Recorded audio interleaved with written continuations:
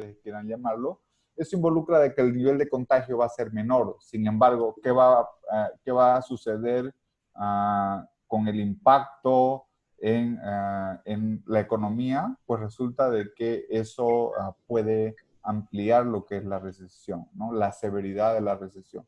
Por lo tanto, una menor curva de contagios con políticas restrictivas y controles si puede orientar también a lo que es mayor profundidad en la severidad de la recesión.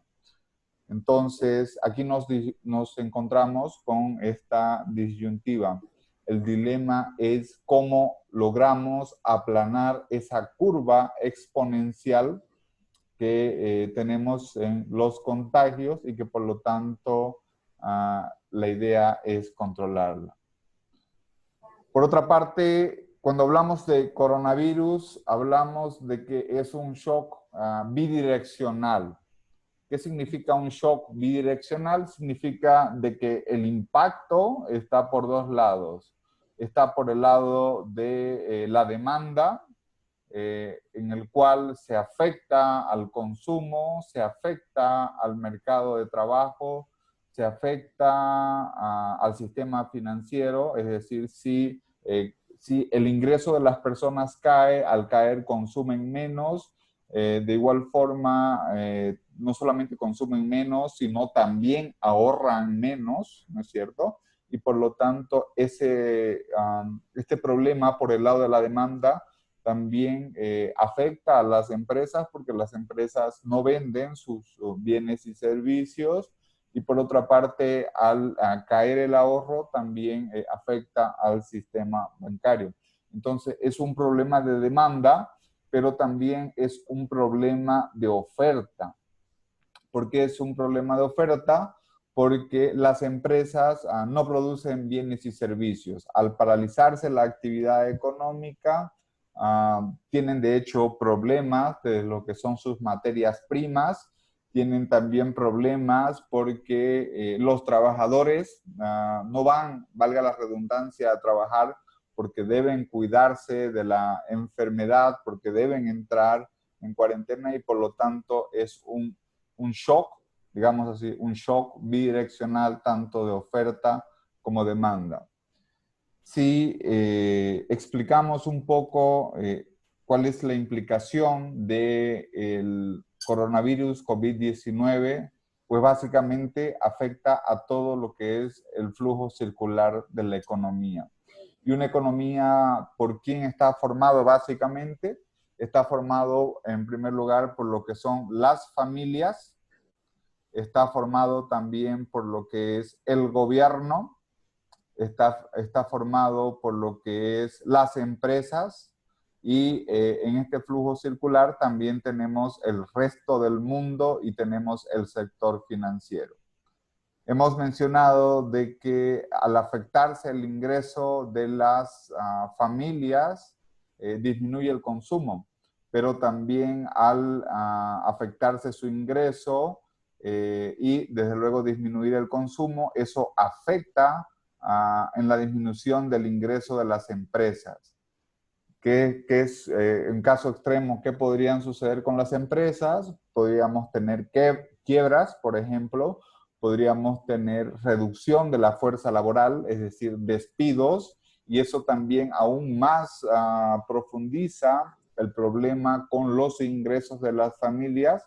Por otra parte, también habíamos explicado de que estas familias, al afectarse su ahorro, eso involucra al sector financiero, y el sector financiero, al no canalizar recursos hacia las empresas, también se afecta por el lado de la inversión, ¿no?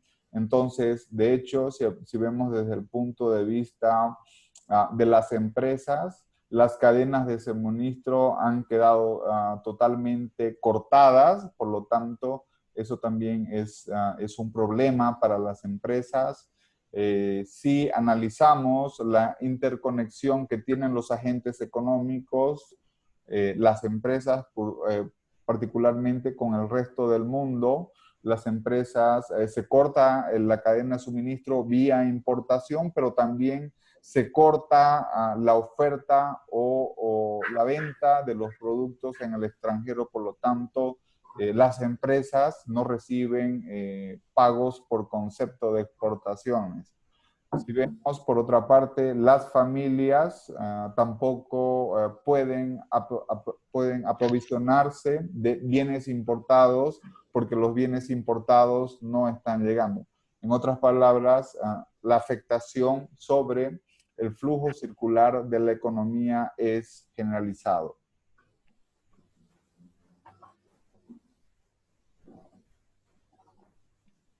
Si comparamos el coronavirus con otras pandemias, por ejemplo, la famosa enfermedad del ébola, que hasta película han hecho, si vemos otros tipos de influencia, como la influencia pájaro, bird, o incluso la avian, SARS, cualquier tipo de pandemia que podamos imaginarnos o ver en el tiempo, ninguna de estas ha generado tanta incertidumbre como lo que es el coronavirus. Nosotros podríamos hacer, por ejemplo, en Google tenemos el Google Trend, ¿ok? ¿Qué es lo que nos hace el Google Trend? Básicamente nos permite identificar búsquedas en términos, ¿no? Y podemos realizar incluso hasta como un índice de búsquedas y podemos ver que el coronavirus en términos de incertidumbre es la pandemia que de lejos ha causado mayor incertidumbre a nivel global. Por otra parte, también hay un indicador que se llama el indicador global de incertidumbre económica. Este índice global nos mide la incertidumbre en la política económica y lo podemos descargar de internet. Es un índice que es creado por Baker, Bloom y Davis, ¿no? Entonces, por lo tanto, nosotros podemos aquí evidenciar que en el contexto del coronavirus, especialmente en el último trimestre del 2020, la incertidumbre global se ha incrementado en niveles muy significativos. Por lo tanto, podríamos ver una relación. De igual forma, en un documento que se publicó en el Banco Central de Bolivia, en colaboración con el profesor Jorge Salas Vargas y también en coautoría con Luis Fernando Escobar, en el cual este documento era sobre la incertidumbre internacional y la transmisión de los shocks en Bolivia. Cobra énfasis lo que es el rol o el impacto o el canal de transmisión, en todo caso, de lo que es la incertidumbre económica internacional. Entonces, ¿qué es lo que sucede cuando hay mayor incertidumbre internacional? Lo que sucede es que eso se canaliza a volatilidad financiera internacional. ¿Dónde se ve reflejada la volatilidad financiera internacional? En las bolsas de valores. Si vemos lo que sucedió con el coronavirus, básicamente nos vamos a remontar de que prácticamente eso causó muchas volatilidades en las bolsas. De hecho, cerraron con números negativos y por lo tanto, al existir volatilidad en los mercados financieros internacionales, lo que de forma posterior también se evidenció fue variabilidad en los precios de las materias primas. Si recordamos, recientemente se vio el caso atípico en la historia de tener precios del petróleo negativos, ¿no? Y por lo tanto, si ya vamos viendo más lo que es la economía nacional, toda esa variabilidad financiera de precios internacionales, eso se refleja en lo que es un deterioro en los términos de intercambio. ¿Qué son los términos de intercambio? Es una razón de precios. razón de precios de exportación en relación con los precios de importación.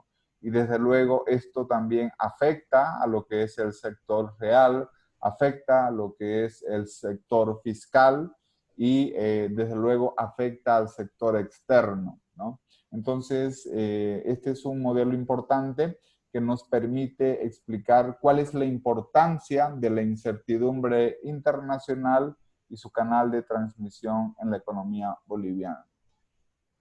Otro punto importante también a señalar es que ninguna epidemia o pandemia anterior representó tanta incertidumbre como la que existe actualmente. Podemos mencionar, por ejemplo, que en el contexto internacional, a nivel mundial, el COVID-19 en menos de 90 días ha reducido los flujos de capital en torno a un 40%.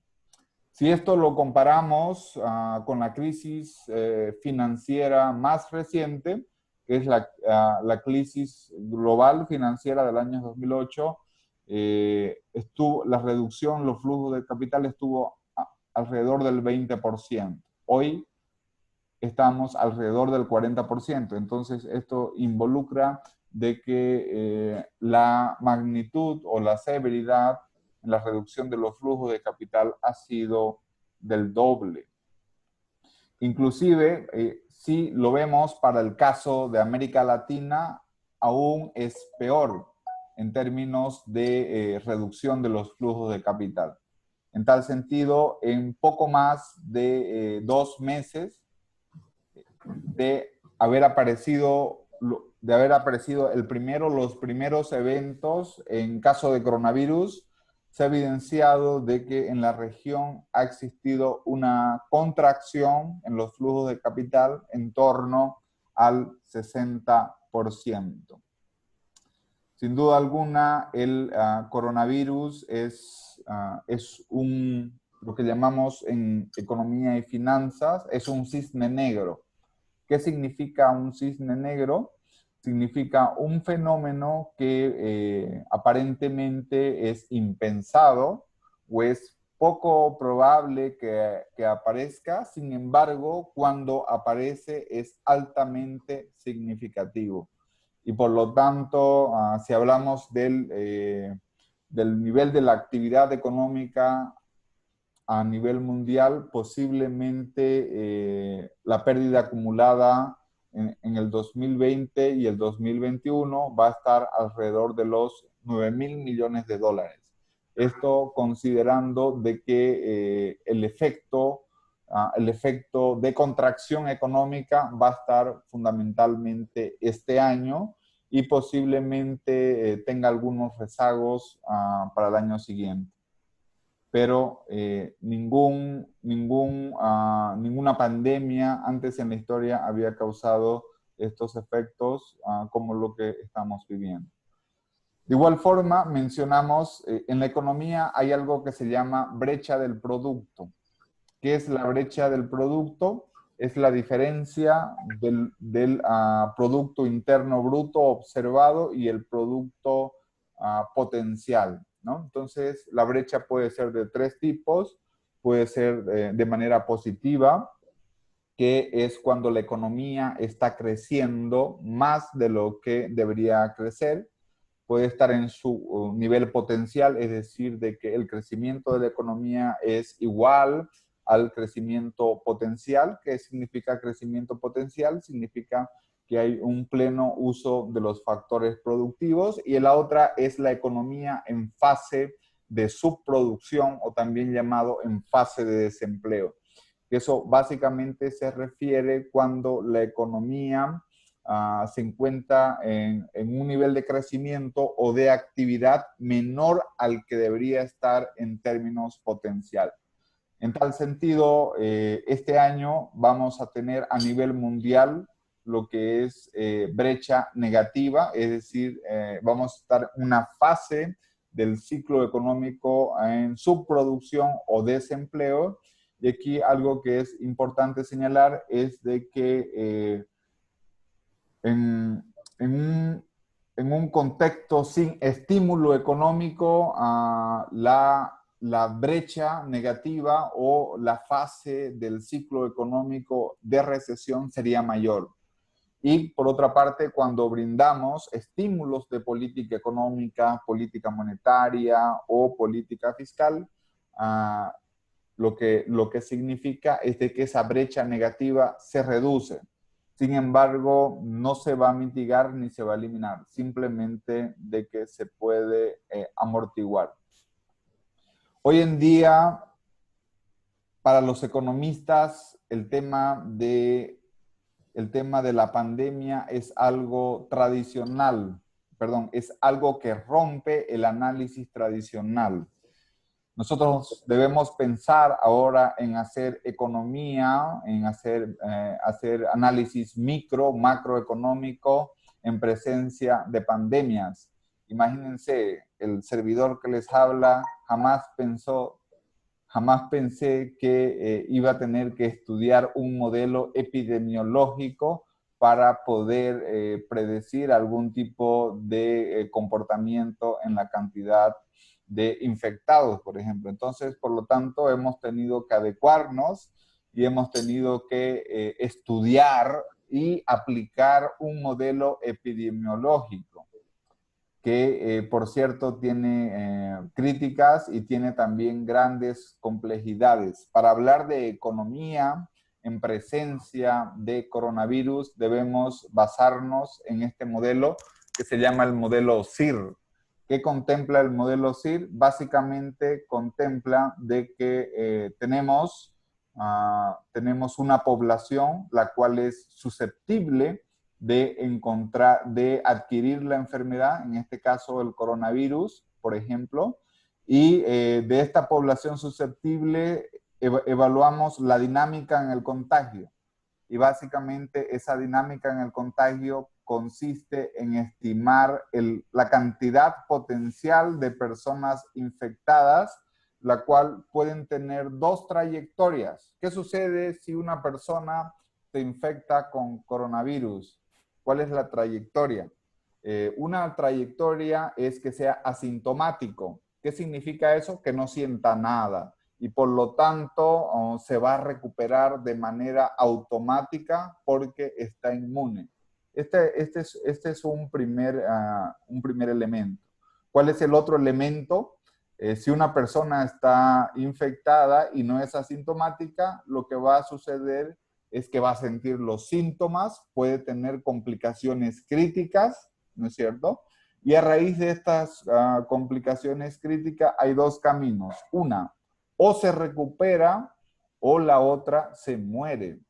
Duro, ¿no? Pero básicamente cuando pensamos en un modelo epidemiológico debemos tomar estas características. Esto nosotros podemos simular y podemos ver algunas implicaciones de política. Aquí, por ejemplo, este es el caso, es una simulación que se realiza desde luego considerando algunos parámetros señalados por la literatura, y podríamos ver de que el caso de no hacer nada, significaría de que tendríamos mayor cantidad de nuevos casos, y sin embargo, si planteamos otras alternativas, desde luego, como por ejemplo, aislar los casos, establecimiento de periodos de cuarentenas, cerrar escuelas, cerrar universidades, podemos reducir la curva del contagio.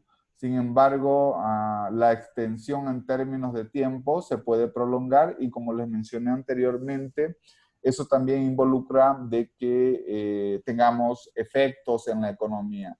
Toda medida de prevención o de protección tiene sus efectos económicos. Entonces, aquí una pregunta importante es, ¿qué hacemos? ¿Aplanamos la curva o la gestionamos? Este es básicamente algunas alternativas vinculadas con hacer nada, con caso de aislamiento.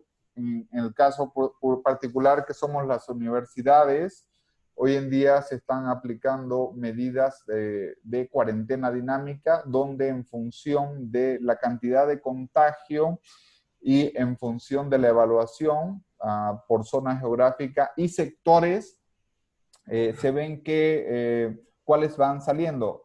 Nosotros, cuando digo nosotros, hablamos de la educación, posiblemente estemos al final de todos, ¿no? Entonces, eso también hace un contexto en el cual se puedan tomar otro tipo de decisiones, especialmente para el área educativa. Por otra parte, la situación global aún no llega a su cima máxima. ¿Qué significa esto? Si lo vemos a nivel de países en un mapa, por lo tanto vemos de que los contagios a nivel mundial están con cifras rojas. Si vemos por otra parte a nivel mundial, también o en el contexto internacional, local, en cualquier esfera que veamos, los casos siguen apareciendo de manera exponencial, por lo tanto, aún no hemos llegado a su cima respectiva. Y esto significa también de que acumuladas y las curvas por diferentes países aún siguen en crecimiento. En la carrera de Economía dictamos la asignatura de Econometría 2, donde podemos ver alguna predicción para el caso de los casos confirmados.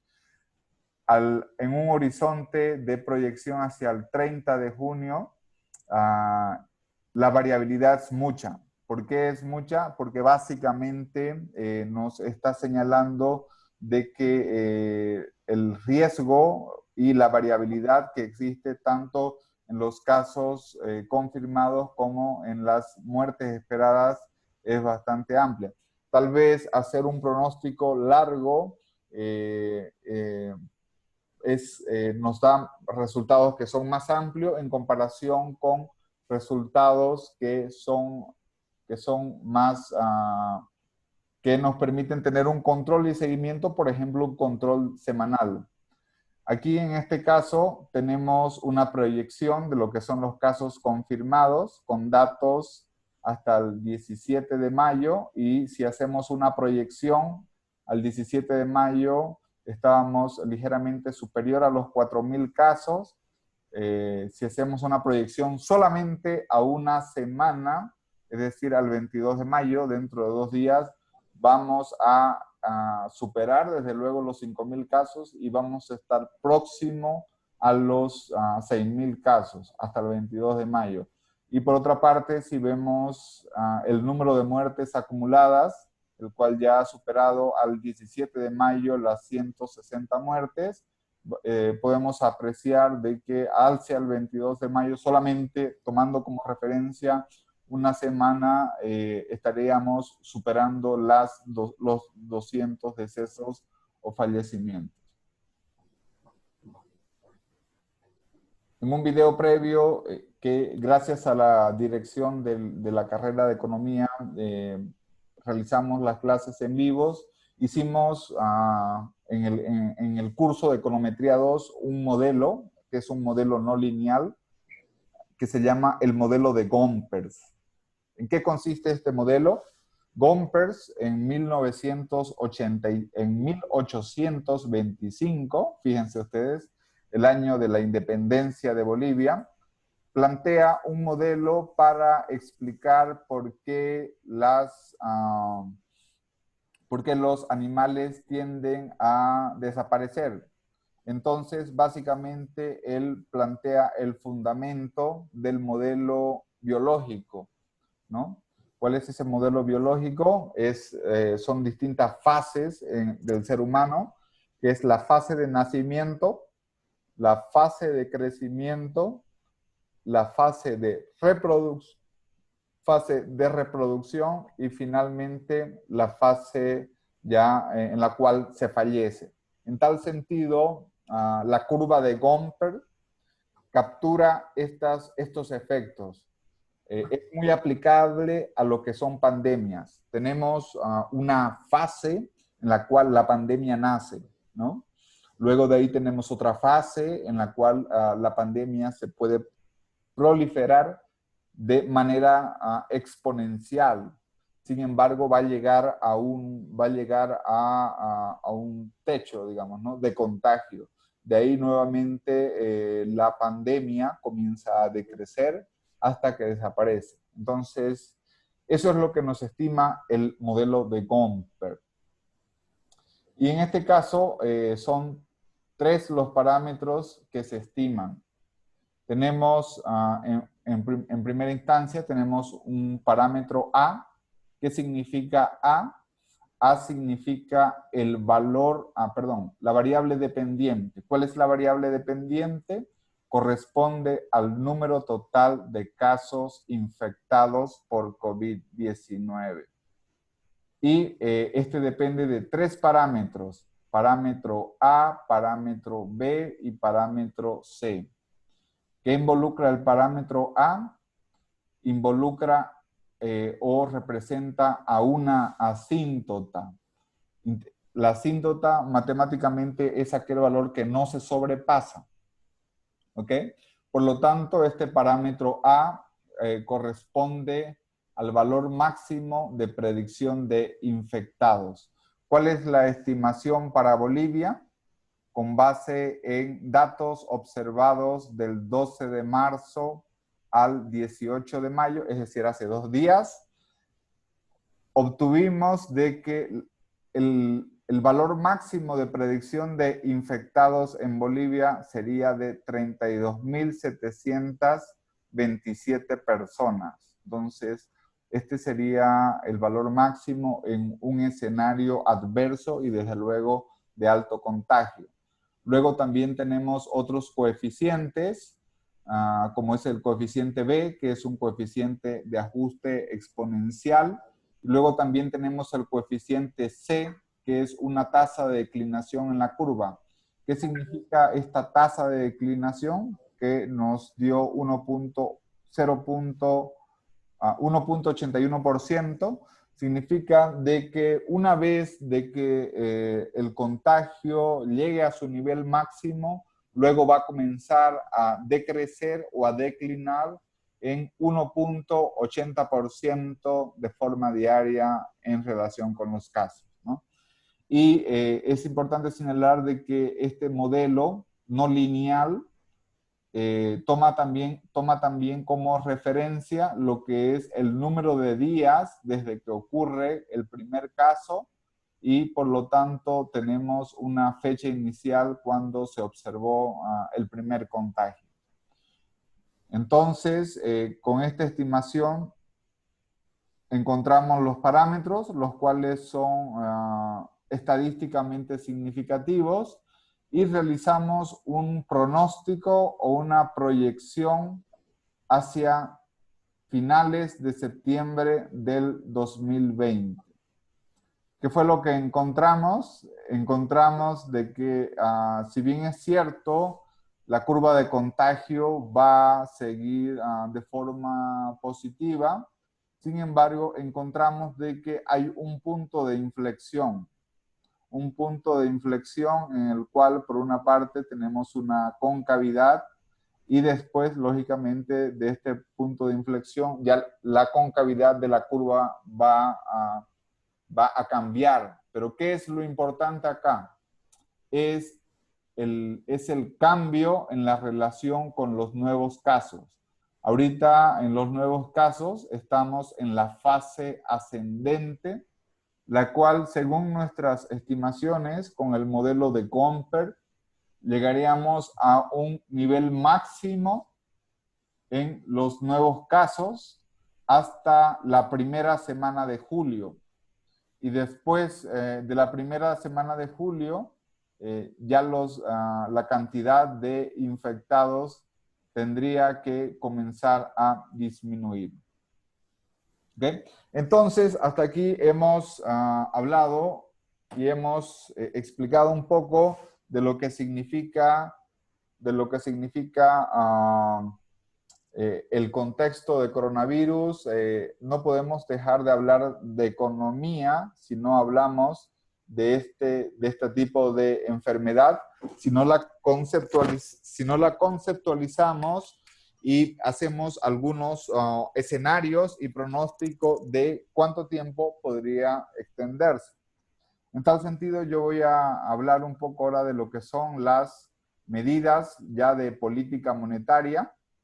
Básicamente mencionar de que el Banco Central de Bolivia está realizando una política básicamente de tipo expansiva, en el cual no ha realizado colocación de títulos en la mesa de dinero, en la subasta o en las operaciones también de mercado abierto, esto con el objetivo de no sacar liquidez del mercado, por lo tanto los niveles de subastas son bajos. De igual manera, sus tasas las tasas a la cual se ofrecen los títulos de regulación monetaria también han permanecido constantes, toda vez de que no se han realizado ofertas de subasta pública. Sí, y esta oferta de subasta pública en el tiempo también ha involucrado de mantener una cantidad de recursos ofertados que básicamente son títulos de bonos navideños, por ejemplo, con niveles que son bastante bajos. Por otra parte, se ha realizado también algo que se conoce como política monetaria no convencional. ¿Qué significa la política monetaria no convencional? Básicamente, impulsar el crédito, impulsar la oferta, la cantidad de dinero que existe en la economía con hoja de balance. Se realizó una transacción con las AFPs, esto para ilustrar un poco en qué funciona la política monetaria no convencional, en el cual el Banco Central teníamos primero las AFPs. Estas AFPs habían comprado del mercado de valores títulos TGN por el valor de 3.500 millones de bolivianos. Entonces, lo que hace el Banco Central es comprar a las AFPs esos títulos TGN por valor de 3.500 millones de 3.500 millones de bolivianos. El Banco Central da la liquidez a las AFPs.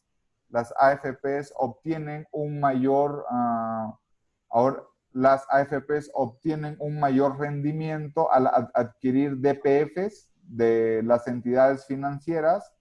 Estos DPFs, desde luego, tienen mayor rendimiento de lo que tenían los títulos de valores y por estos DPFs, las AFPs proporcionan liquidez para lo que son las entidades financieras y de esta forma las entidades pueden realizar o disponer de mayor cantidad de recursos para el crédito. Este es un mecanismo de cómo se puede impulsar por ejemplo, la canalización de recursos hacia el crédito.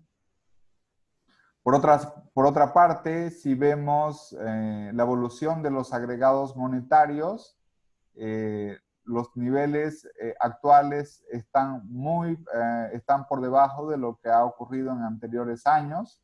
La importancia de los agregados monetarios está vinculado con lo que es con lo que es el crecimiento del dinero en la economía.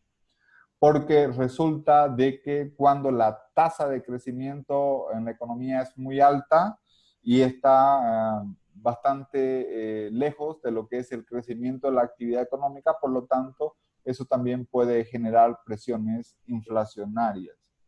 Y por otra parte, la inflación en Bolivia no es actualmente, en la coyuntura actual, no es un problema. ¿Por qué no es un problema? Al 30 de abril, la inflación acumulada del año estaba en 0.44%, es decir, no llega ni al 0.5% la inflación acumulada. Y si comparamos la inflación de abril del 2020 con abril del 2019, la tasa interanual está alrededor de 1.7%. Por lo tanto, en el contexto actual, la inflación no es ningún problema. Y también es importante señalar de que con la medida de política monetaria no convencional, lo que se produjo fue de que se fomentó a un incremento en la liquidez del sistema financiero. Por lo tanto, el flujo de depósitos acumulados ha crecido, especialmente en bolivianos. Y si vemos desde el punto de vista de las tasas de interés, tanto en moneda nacional como en moneda extranjera, han tendido a la baja. Y esto es importante porque generalmente en contextos de recesiones o de contracciones económicas, lo que hacen los diversos bancos centrales es inducir a disminuir las tasas de interés. Por lo tanto, eso se ha evidenciado con el tema de las tasas de interés del sistema financiero. En términos de las reservas internacionales netas, se había observado una caída desde el 2014 de manera sustantiva, desde los 15.000 millones de dólares. ¿Qué es lo que ha pasado en el último periodo observado? Lo que ha sucedido es que las reservas internacionales se han logrado estabilizar. Entonces, esa es una buena noticia. De hecho, si se compara las reservas internacionales que tienen ahorita con las reservas internacionales cuando asumió el gobierno transitorio, están en mayor nivel. Por lo tanto, esta es una buena noticia y esto debe dejarnos tranquilos con el tema cambiario. Si vemos la gestión macroprudencial y vemos básicamente lo que sucede con los depósitos y con lo que sucede con la cartera de créditos, ya desde el 2019 se había observado de que la cartera de créditos había superado a los depósitos del sistema financiero. A partir del mes de marzo cambia o se equilibra la situación, por lo cual de forma actual los depósitos ya son superiores a la cartera de créditos y si observamos también los ratios de solvencia y rentabilidad financiera, estos se mantienen acorde a lo que establece la normativa en la regulación financiera. Algunos indicadores también de gestión de sistema de pago antes del coronavirus involucraba de que durante los meses de enero, febrero y marzo el volumen de sistemas de pago era mayor en comparación con las gestiones anteriores. Seguramente para el mes de abril y para el mes de mayo seguramente va a ser menor porque lógicamente con el contexto actual se ha afectado de manera significativa con el tema del coronavirus. Bien, un poco para ya ir cerrando esta presentación, les voy a hacer un resumen de cuál es la orientación que tiene la política económica, especialmente desde el lado monetario como también desde el lado fiscal. Si vemos desde el lado monetario, también desde el lado fiscal, la orientación de la política económica ha sido de tipo expansiva. ¿Qué significa eso? Significa de que ha habido redención de títulos, se ha disminuido el tema de la oferta en las operaciones de mercado abierto, las tasas de interés también se han reducido. Es una política expansiva porque lo que está vinculado con el sistema financiero se ha tratado de que los recursos de afuera, el financiamiento externo, puedan llegar hacia los bancos. Desde el Banco Central de Bolivia se ha canalizado también liquidez al sistema financiero Se han otorgado créditos de liquidez de fondos en términos de las operaciones que realiza el banco que realiza el Banco Central con los bancos. Se han ampliado los colaterales o garantías, se les han dado mayores cantidades de plazos para el tema de las operaciones de reporto. Antes del COVID-19 se había incrementado y se había gestionado el volumen en los sistemas de pago, y desde el punto de vista fiscal se menciona de que se han hecho otras medidas adicionales que no la estamos considerando, pero de igual forma también desde el punto de vista del Banco Central, en acorde a la ley y acorde a las atribuciones del banco, se han otorgado créditos de emergencia nacional para el gobierno para que pueda brindar apoyos a estímulos fiscales. ¿Cuál es el desafío? El desafío es preservar la dinámica y desde luego también preservar a sus agentes y precautelar a los que son más vulnerables. Estamos como desafíos en una trayectoria ya no solamente de desaceleración, estamos en una trayectoria de recesión. Este año es muy probable, es lo más probable que tengamos contracción económica. Por lo tanto, es importante el tema de la eficacia y la operativización de las medidas.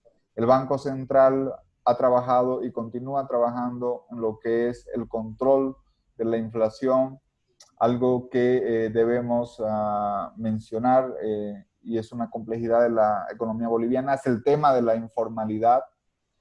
Un desafío importante a nivel público, por ejemplo, las universidades públicas. Tenemos el desafío, en el caso de la educación, cómo fortalecer el desarrollo digital. Y desde el punto de vista privado también, las empresas, las micro, pequeñas y medianas empresas van a tener que adecuarse a hacer ventas con distribución, en aplicar nueva logística, en aplicar elementos disruptivos de innovación, de economía digital y economía virtual. Creo que sabemos de que en las crisis hay oportunidades, entonces la oportunidad está por el lado digital y por el lado virtual. Entonces, en esta medida también es un desafío cómo los agentes económicos van a reaccionar al shock, y desde luego también vamos a estar atentos, esto es dinámico, vamos a estar atentos a otros eventos exógenos que puedan derivar del contexto internacional y de las características propias de la economía boliviana.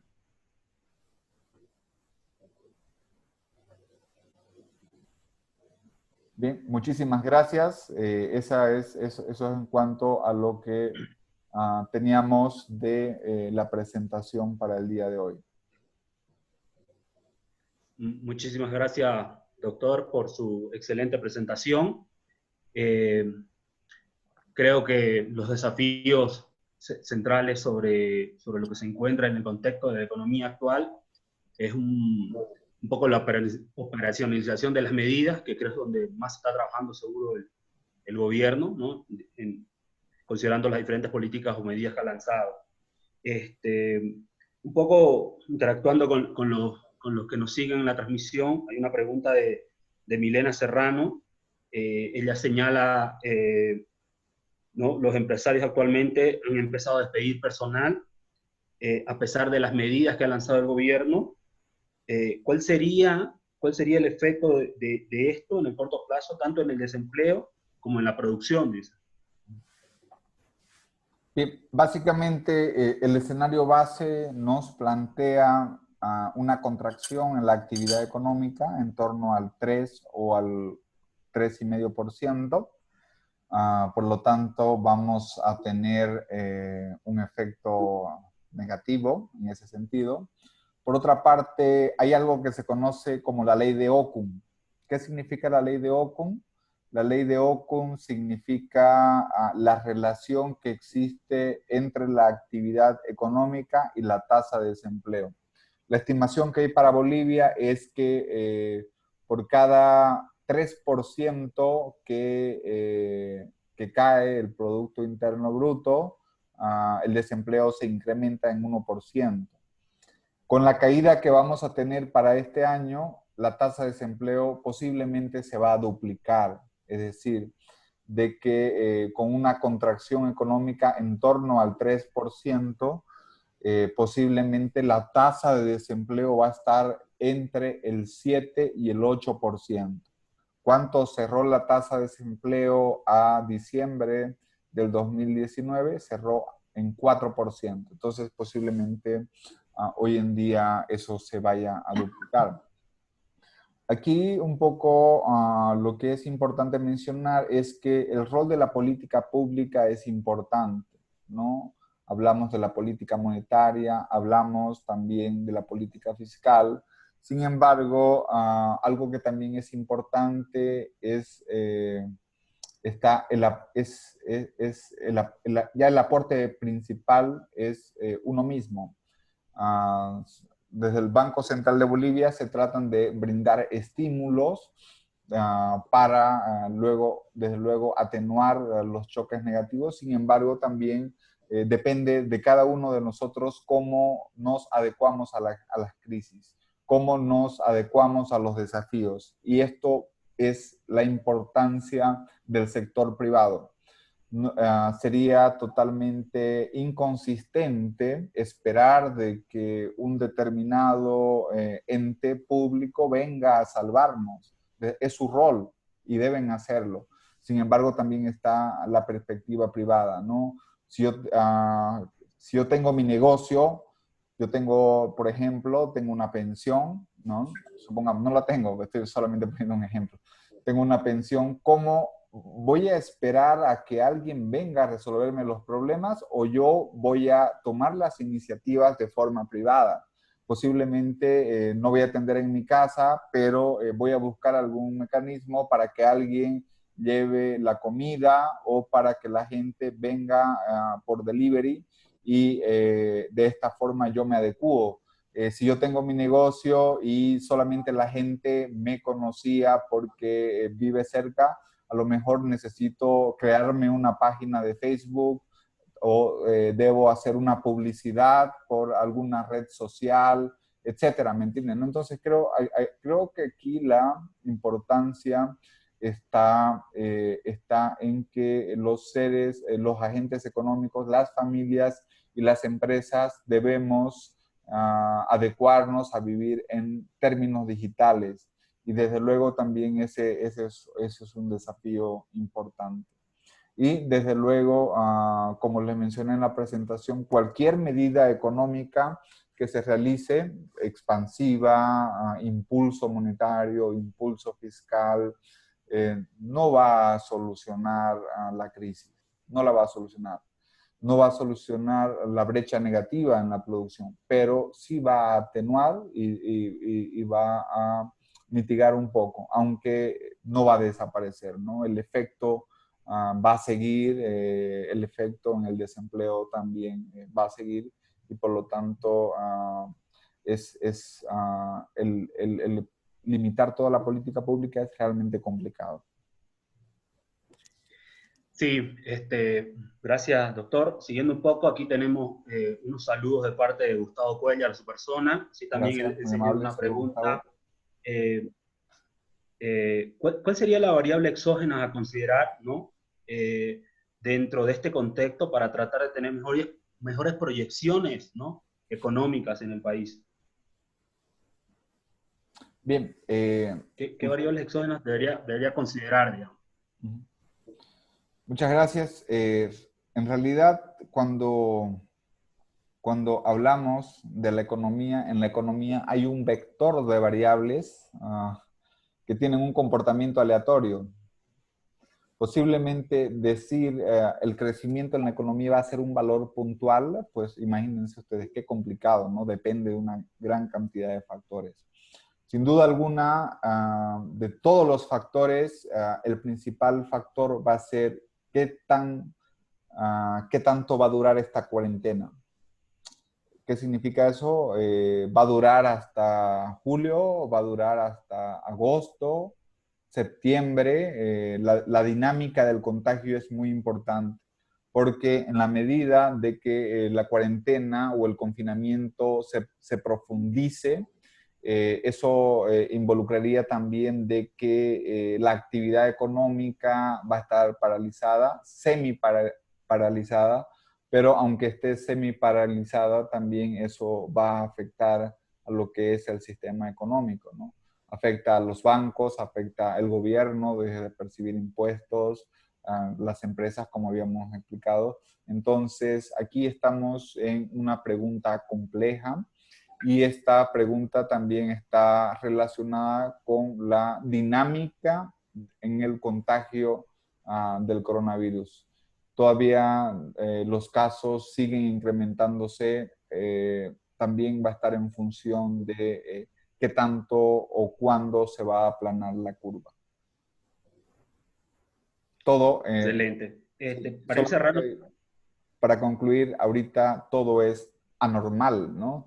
Si lo vemos en términos estadísticos, la normalidad se define como un medio, como una media. Entonces, la desviación, ya sea superior o inferior, está dentro de las tres desviaciones estándar. Sin embargo, ahorita estamos fuera de las tres desviaciones estándar. Por lo tanto, estamos en un contexto anormal. Aquí el punto importante es cuándo vamos a volver a la normalidad.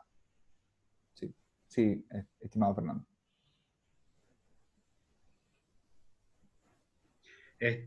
bueno, para ir cerrando, tengo dos preguntas más que voy a rescatar un poco de lo que están señalando por acá por Facebook, ¿no? Una viene de Diego Armando, él Maradona. dice cuáles son las medidas que el gobierno puede implementar, ¿no? Para mitigar este efecto sobre el desempleo, sobre todo, digamos, ¿no? ¿Ya? ¿Y la otra pregunta? Dijo, dos Y preguntas. la otra pregunta es, sí, sí, y la otra pregunta es de Carlos Vargas. Señala un poco dentro del análisis de lo que usted ha señalado de las políticas económicas, ¿por qué no se analiza el mercado bursátil y qué es lo que y qué es lo que se pudiera considerar dentro del mercado bursátil actualmente? Bien, muchas gracias. Importantes preguntas. Yo les mencionaba de que el impacto del coronavirus es un shock doble, no es un shock de oferta, es un shock de demanda.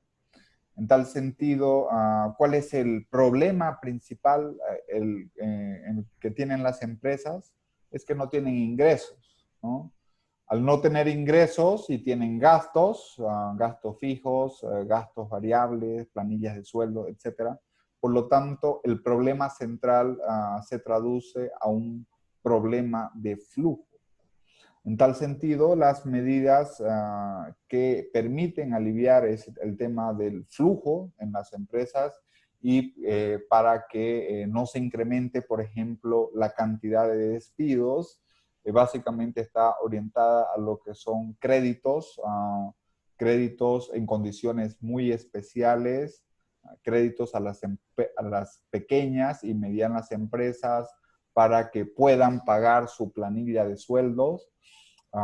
También hay otro segmento que no está dentro de las pequeñas y las medianas empresas, que son las microempresas, que generalmente son empresas informales, ¿no? De unidad académica, de unidad económica familiar.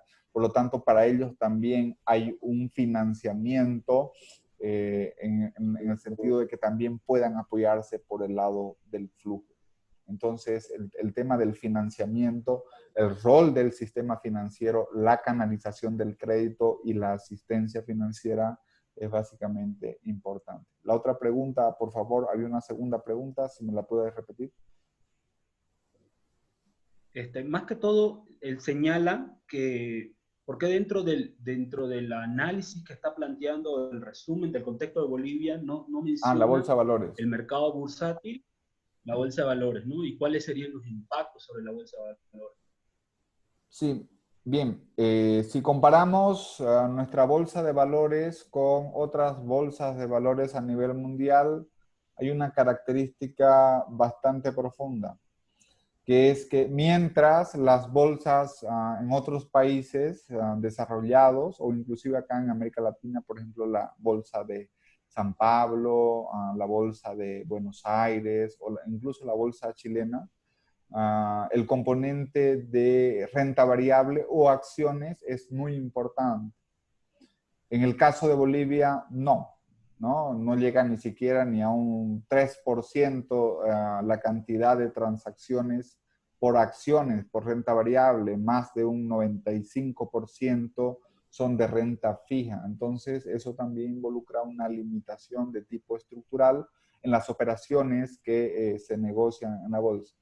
Lo que hace el Banco Central es que ha ampliado los plazos, ha ampliado los colaterales para poder hacer operaciones de reportos con títulos de renta fija que son negociados en la Bolsa Boliviana de Valores.